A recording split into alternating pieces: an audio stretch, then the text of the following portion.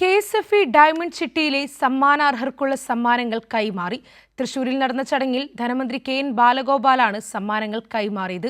ചിട്ടി ബിസിനസ്സിൽ KSFE മാതൃകാ സ്ഥാപനമാണെന്ന് ധനമന്ത്രി പറഞ്ഞു. KSFE പെരിഞ്ഞനം ശാഖയിലെ ചിട്ടി വരിക്കാരനായ ആദർശന് 25 ലക്ഷം രൂപയുടെയും മുതുകുളം ശാഖയിലെ ചിട്ടി വരിക്കാരനായ സരസിന് 15 ലക്ഷം രൂപയുടെയും സമ്മാനത്തിന്റെ ചെക്കുകളാണ് ധനമന്ത്രി കൈമാറിയത്.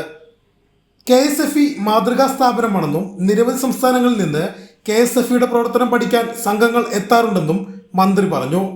KSFE കേരളത്തിലെ ഏറ്റവും പ്രധാനപ്പെട്ട ബ്രാൻഡ് നെയിമുകളിലൊന്നാണ്. സാമ്പത്തിക രംഗത്ത്, പ്രത്യേകിച്ചും ചിട്ടി ബിസിനസ്സിൻ്റെ രംഗത്ത് KSFE ഇന്ത്യയിൽ തന്നെ ഒരു മാതൃകയാണ്. എല്ലാവരും ശ്രദ്ധാപൂർവം വീക്ഷിക്കുന്നൊരു പ്രസ്ഥാനമാണ്.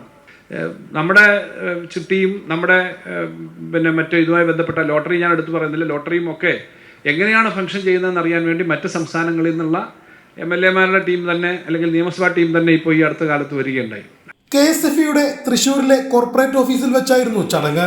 KSFE chairman K. വരദരാജൻ അധ്യക്ഷത വഹിച്ചു. മാനേജിംഗ് ഡയറക്ടർ ഡോക്ടർ സനിൽ SK-യും ജനറൽ മാനേജർ P. ശ്രീകുമാറും മറ്റ് ഡയറക്ടർമാരും പങ്കെടുത്തു. കൈരളി ന്യൂസ്, തൃശൂർ.